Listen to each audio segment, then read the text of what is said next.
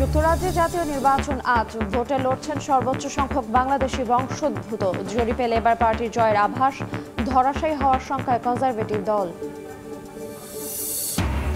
President নির্বাচন থেকে সরে যাওয়ার গুঞ্জন উড়িয়ে দিলেন বাইডেন। ট্রাম্পকে মোকাবেলা করার ঘোষণা, বিতর্কে নাস্তানাবুদের জন্য দায় চাপানো হলো দীর্ঘ ভ্রমণকে। ফ্রান্সে কট্টর ডানপন্থীদের জয় শঙ্কিত মুসলমান কমিউনিটি। দ্বিতীয় দফার ভোটে রুখে দেওয়ার আহ্বান, সরকার গঠন করলে হতে পারে ভয়ের কারণ বলছেন প্রবাসীরাও। এবং অবশেষে দেশে ফিরেছে ঘূর্ণিঝড় বেরিলে আটকা পড়া টি-20 বিশ্বকাপ চ্যাম্পিয়ন ভারত। সকাল 11টায় প্রধানমন্ত্রী নরেন্দ্র মোদীর সঙ্গে সাক্ষাৎ, বিকেলে মুম্বাইয়ের রাজকীয় সংবর্ধনা।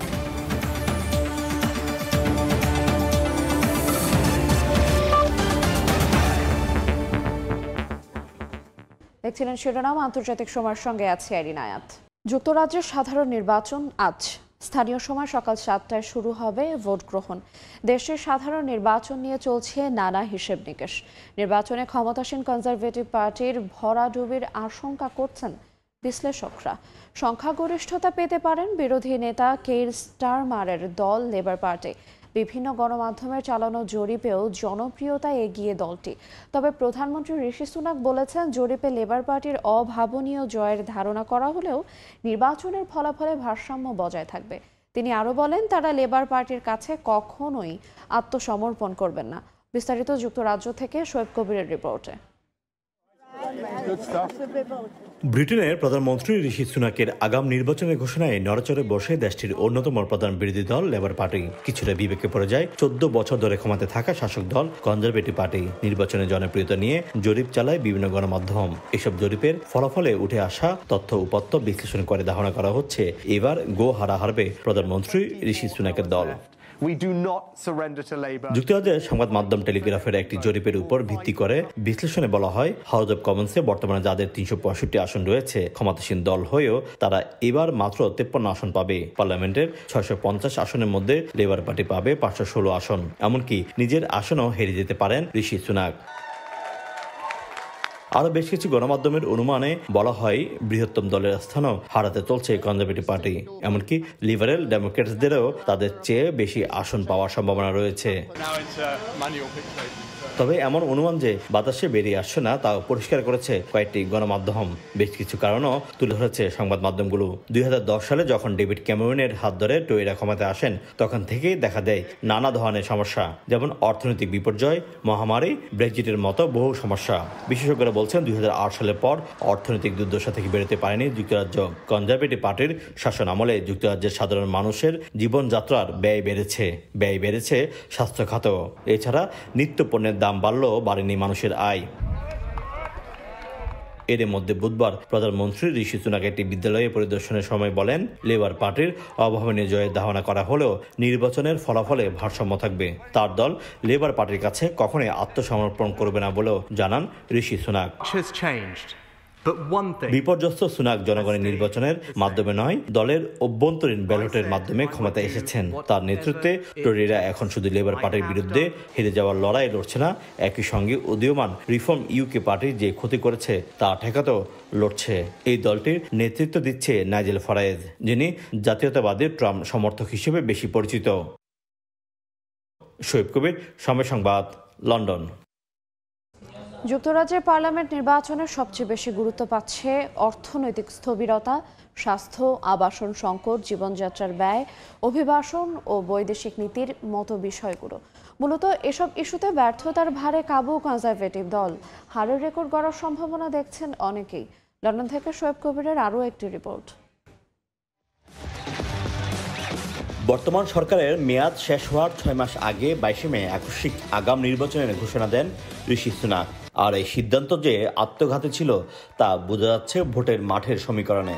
মূলত কনজারভেটিভ সরকারের আমলেই ইউরোপীয় ইউনিয়ন থেকে যুক্তরাজ্য আলাদা হয়ে যাওয়ার ইস্যুটি ভালোভাবে নেয়নি অধিকাংশ নাগরিক।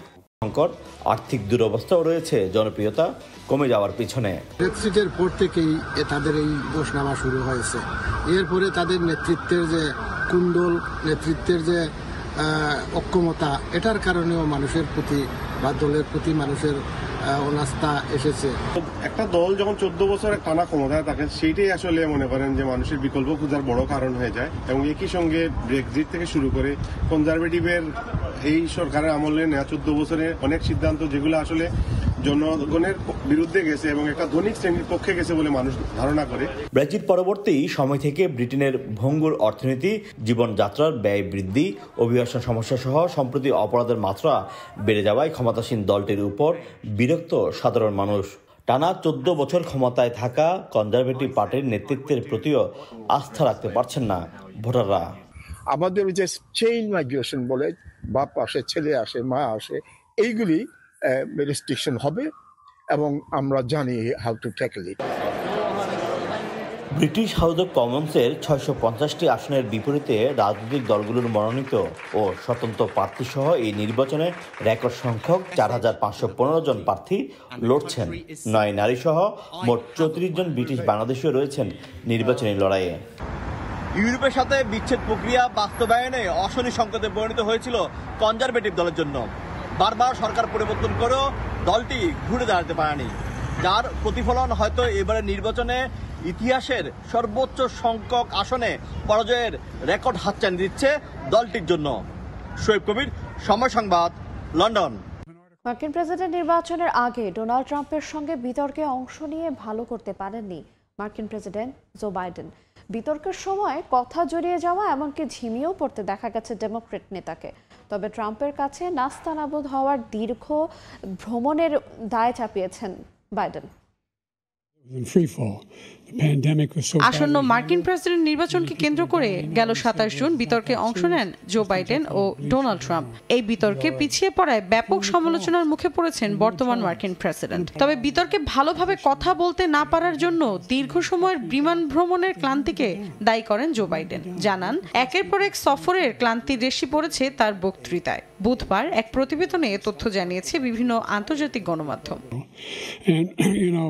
বাইডেন জানান, বিতর্কের আগে অল্প সময়ের মধ্যে বেশ কয়েকটি দেশ ভ্রমণ করা তার বিচক্ষণ সিদ্ধান্ত ছিল না। তিনি আরো বলেন, সহকর্মীদের নিষেধ উপেক্ষা করে বিতর্কে অংশ নেন তিনি। এক পর্যায়ে মঞ্চে প্রায় ঘুমিয়ে পড়েন। এদিকে বিতর্কে বারবার বাইডেনের কথা জড়িয়ে যাওয়ার ভালো সুযোগ নিয়েছেন ট্রাম্প। অনবরত একের পর এক যুক্তি দিয়ে নাস্তানাবুদ করেছেন ডেমোক্রেট এই নেতাকে। সিএনএন এর তাৎক্ষণিক জরিপ অনুযায়ী জানা যায়, বিতর্ক দেখছেন এমন নিবন্ধিত ভোটারদের 67% ট্রাম্পের প্রশংসা করেছেন। মাত্র 33% উত্তরদাতা মত দিয়েছেন বাইডেনের পক্ষে। যদিও বিতর্ক শুরুর আগে এই ভোটারদের 55% বলেছিলেন বাইডেনের চেয়ে ট্রাম্প ভালো করবেন, আর বাইডেনের পক্ষে মত দিয়েছিলেন 45% ভোটার। মৌসুমী সাথী, সময় সংবাদ। আন্তর্জাতিক সময় আরও থাকছে। বন্যায় বিপন্ন ভারতের আসাম, ডুবে গেছে বিস্তীর্ণ অঞ্চল, দাবদাহে বিপর্যস্ত মধ্যপ্রাচ্য, উত্তর আফ্রিকার জনজীবন, দাবানলে পুড়ছে যুক্তরাষ্ট্রের ক্যালিফোর্নিয়া।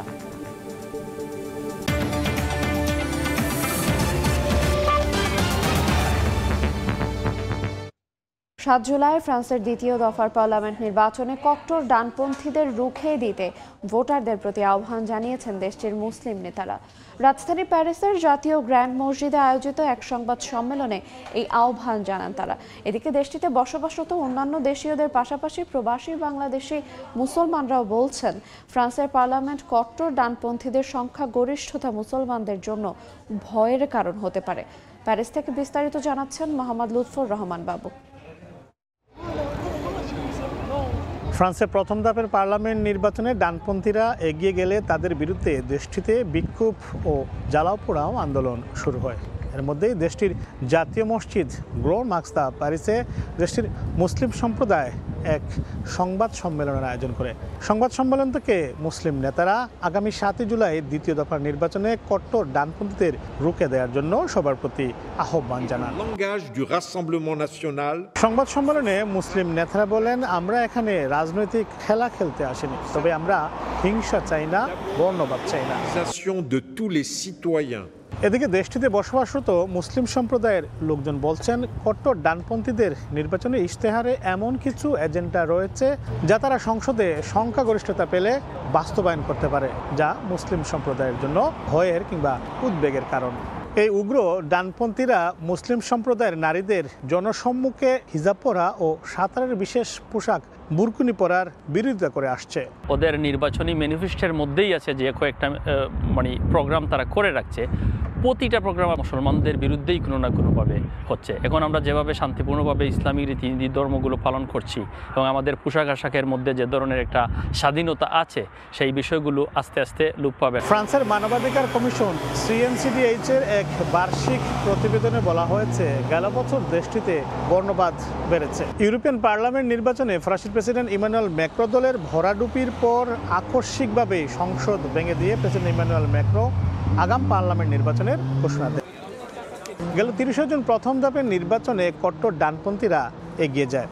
আগামী 7 জুলাই দ্বিতীয় ধাপের ভোট গ্রহণ অনুষ্ঠিত হবে। অভিবাসী বিরোধী হিসেবে পরিচিত কট্টর ডানপন্থীদের রুখে দিতে এখন দেশটিতে চলছে নানা প্রচার প্রচারণা। মোহাম্মদ লুৎফুর রহমান বাবু, সময় সংবাদ, প্যারিস। এদিকে ফ্রান্সের রাজনীতিতে কট্টর ডানপন্থীদের উত্থান আর আসন্ন মার্কিন প্রেসিডেন্ট নির্বাচনে ডোনাল্ড ট্রাম্পের সম্ভাব্য প্রত্যাবর্তনে উদ্বেগে ইউরোপ। যুক্তরাষ্ট্রের গণমাধ্যম পলিটিকো এক প্রতিবেদনে জানিয়েছে ট্রাম্প ক্ষমতায় গেলে কপাল পূর্বে ইউক্রেন ও জর্জিয়ার দেশ দুটির ন্যাটোতে যোগ দেওয়ার স্বপ্ন ভেঙে দেবেন রিপাবলিকান নেতা। এমনকি ইউক্রেন যুদ্ধ ইস্যুতে ভ্লাদিমির পুতিনের সঙ্গে সমঝোতার চেষ্টাও করবেন তিনি। অন্যদিকে ফ্রান্সে কট্টর ডানপন্থীরা ক্ষমতায় গেলেও হুমকিতে পড়তে পারে ন্যাটোর ভবিষ্যৎ। দ্বিতীয় বিশ্বযুদ্ধের পর অর্থনৈতিক সংকট আর নিরাপত্তা ইস্যু নিয়ে শঙ্কার মধ্যে গঠিত হয় পশ্চিমা সামরিক জোট ন্যাটো। তবে বিগত বছরগুলোতে পশ্চিমা বিরোধী শক্তিগুলো সামরিক ক্ষমতার আধুনিকীকরণে মনোযোগী হওয়া চ্যালেঞ্জের মুখে ফেলেছে জোটটিকে। সম্প্রতি ফ্রান্সের রাজনীতিতে কট্টর ডানপন্থীদের উত্থান আর আসন্ন মার্কিন প্রেসিডেন্ট নির্বাচনে ডোনাল্ড ট্রাম্পের সম্ভাব্য প্রত্যাবর্তনে ন্যাটোর ভবিষ্যৎ ও ইউরোপের নিরাপত্তা নিয়ে দেখা দিয়েছে শঙ্কা। নিজস্ব সূত্রের বরাত দিয়ে যুক্তরাষ্ট্রের গণমাধ্যম পলিটিকো এক প্রতিবেদনে জানিয়েছে মার্কিন প্রেসিডেন্ট হিসেবে নির্বাচিত হলে ইউক্রেন ও জর্জিয়ার ন্যাটোতে যোগ দেয়া থামিয়ে দেবেন ডোনাল্ড ট্রাম্প। ইউক্রেন যুদ্ধ ইস্যুতে রুশ প্রেসিডেন্ট ভ্লাদিমির পুতিনের সঙ্গেও সমঝোতার সম্ভাবনা আছে রিপাবলিকান নেতার। রাশিয়ার দখলকৃত ইউক্রেনের কোন অঞ্চল মস্কো নিজেদের নিয়ন্ত্রণে রাখতে পারবে সে বিষয়ে ক্রেমলিনের সঙ্গে দর কষাকষিও করতে পারেন ট্রাম্প। ইউরোপের রাজনৈতিক পালাবদলের সম্ভাবনাও পশ্চিমা সামরিক জোট ন্যাটোর গতিপথকে ঘুরিয়ে দিতে পারে। বিশ্লেষকরা বলছেন ফ্রান্সে কট্টর ডানপন্থীদের উত্থান আর ইমানুয়েল ম্যাক্রোর রাজনৈতিক দুর্বলতা ন্যাটোর অনেক সিদ্ধান্তকে প্রশ্নের মুখে ফেলতে পারে। যে কোনো ইস্যুতে একমতে পৌঁছাতেও ভবিষ্যতে বেগ পেতে হতে পারে জোটটিকে।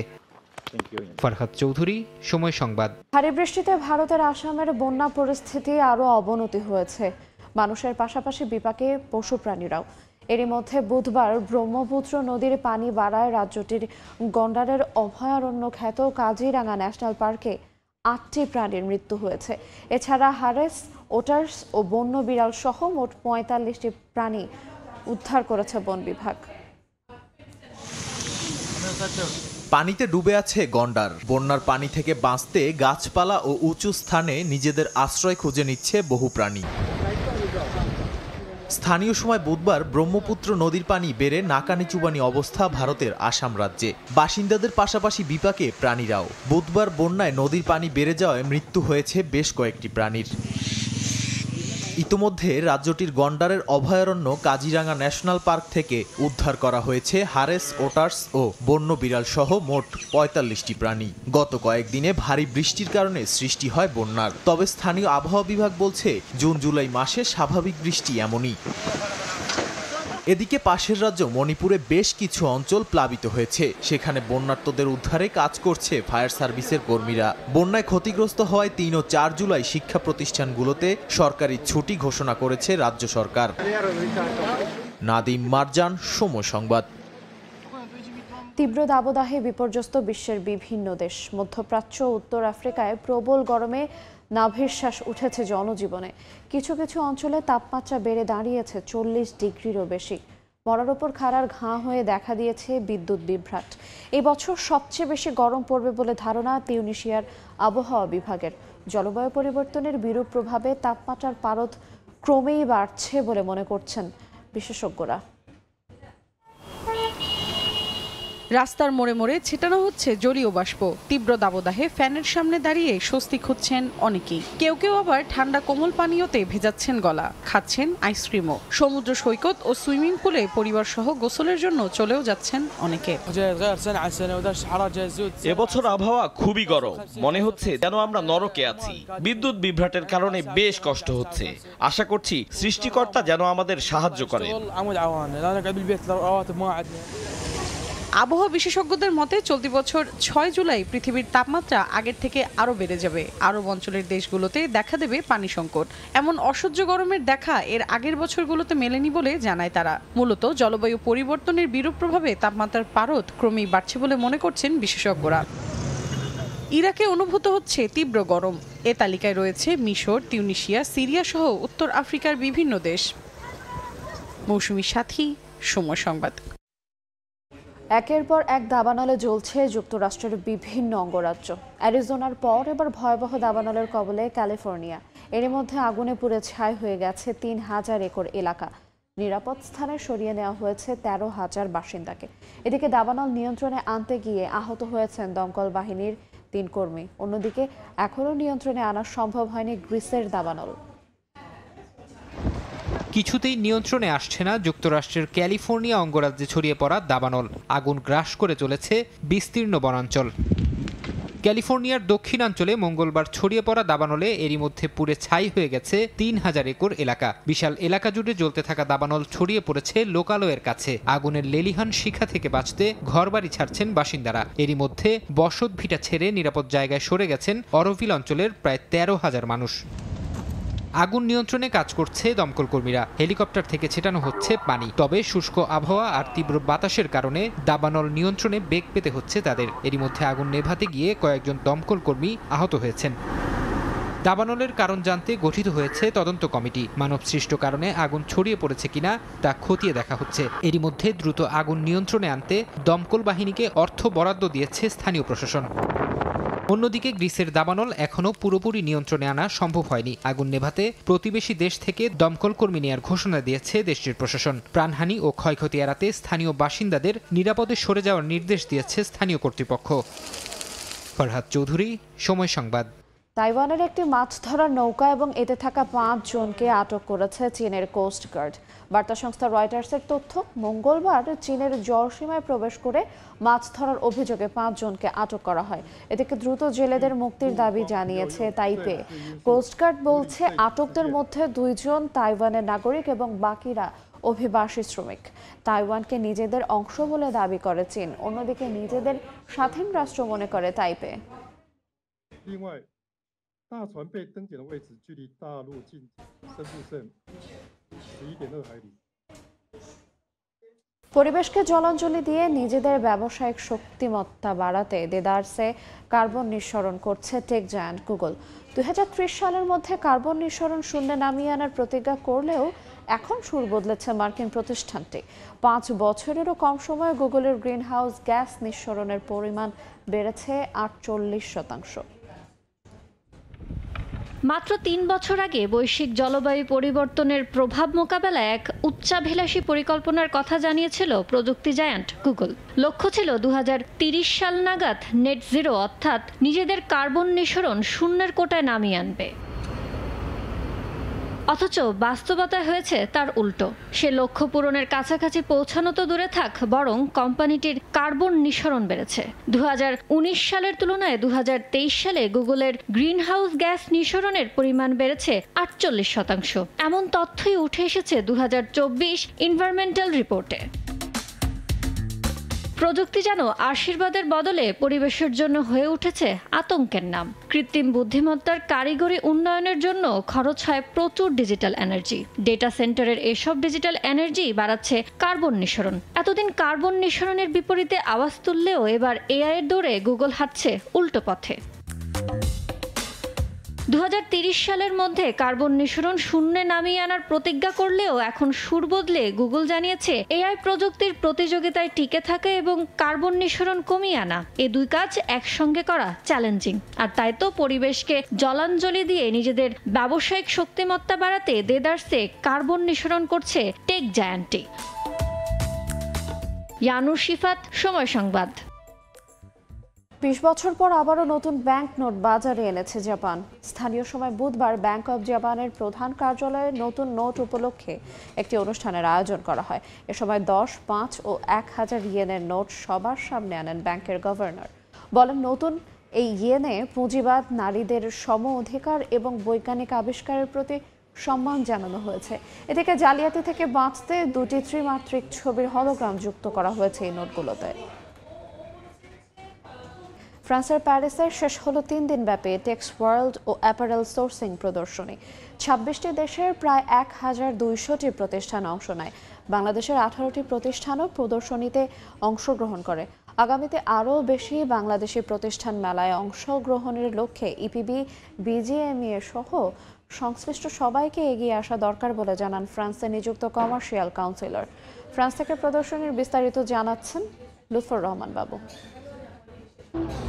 মেস ফ্রাঙ্কফুর্ট ফ্রান্সের আয়োজনে বিশ্বের বৃহৎ পোশাক প্রদর্শনী মেলা টেক্স ওয়ার্ল্ড রাজধানী প্যারিসের পর্ট দু ভার্সাই অনুষ্ঠিত হয়। জুলাইয়ের 1 তারিখ থেকে 3 তারিখ পর্যন্ত 3 দিনব্যাপী চলমান এই মেলায় বিশ্বের 26টি দেশের প্রায় 1200রও বেশি প্রতিষ্ঠান অংশগ্রহণ করে এবং 3 দিনব্যাপী এই মেলায় ক্রেতা, বিক্রেতা ও দর্শনার্থীদের উপস্থিতিতে মুখরিতই ছিল বলা চলে। এবারের মেলায় বাংলাদেশের 17টি গার্মেন্টস প্রতিষ্ঠান অংশগ্রহণ করে এবং মেলায় অংশগ্রহণকারী গার্মেন্টস প্রতিষ্ঠান মালিকদের সাথে আমরা কথা বলেছিলাম। তো তারা বলেছেন যে তারা আসলে যেভাবে তাদের প্যাভিলিয়নকে সাজসজ্জাকরণ হবে, যেভাবে চান সেভাবে আসলে অনেক সময় পান না।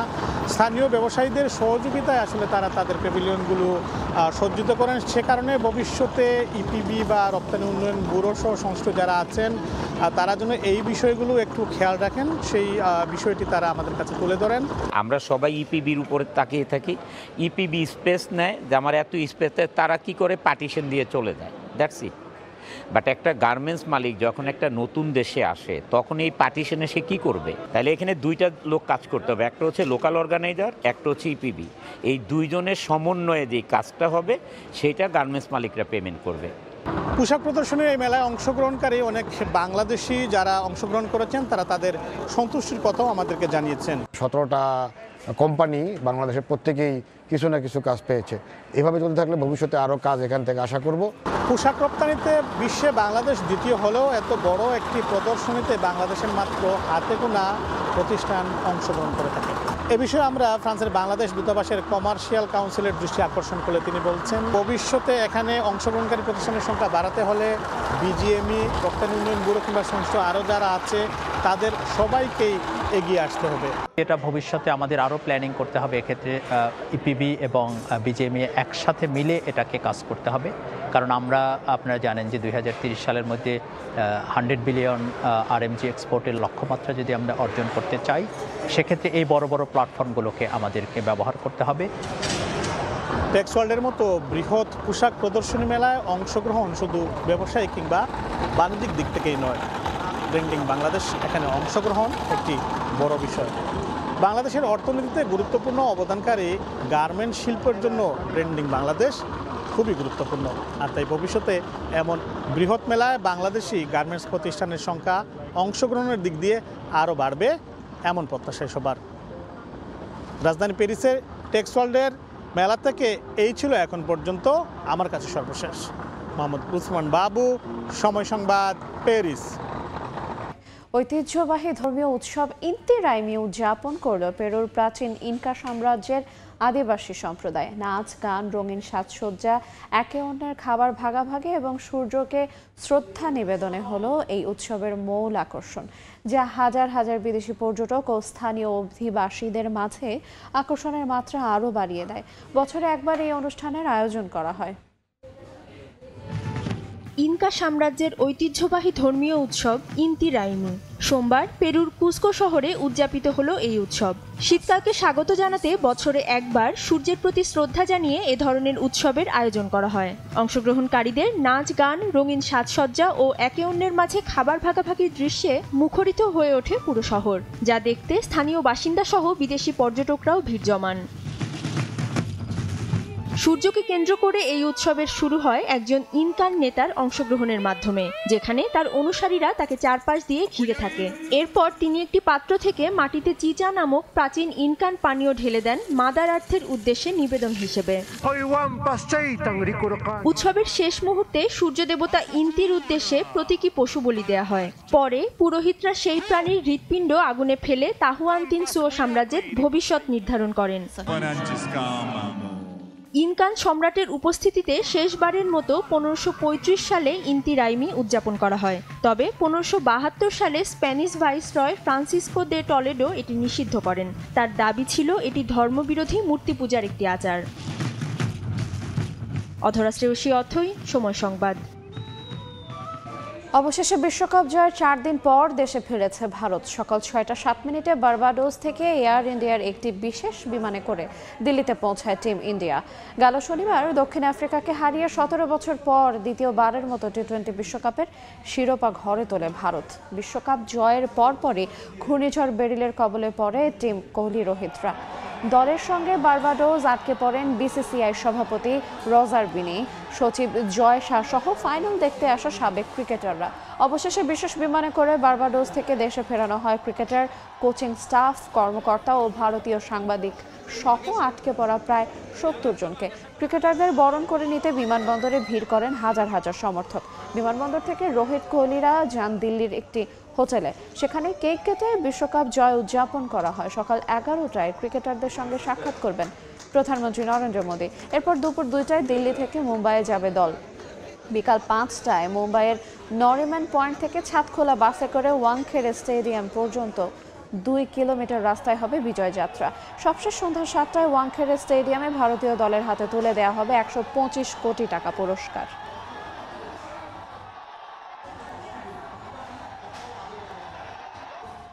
আন্তর্জাতিক সময়ের শীর্ষ সংবাদগুলো জানিয়ে দেব আরেকবার।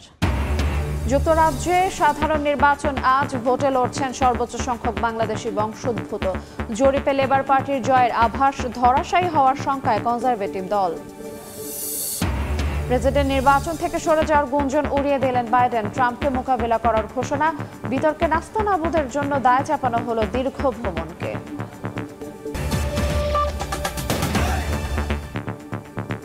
এই ছিল আন্তর্জাতিক সময়। এরপর সময় সংবাদের সঙ্গে থাকবেন সহকর্মী আফরোজা মৌটুসী। ধন্যবাদ আইরিন। সময় সংবাদ নিয়ে ফিরছি কিছুক্ষণ পর, সঙ্গেই থাকুন সময়ের।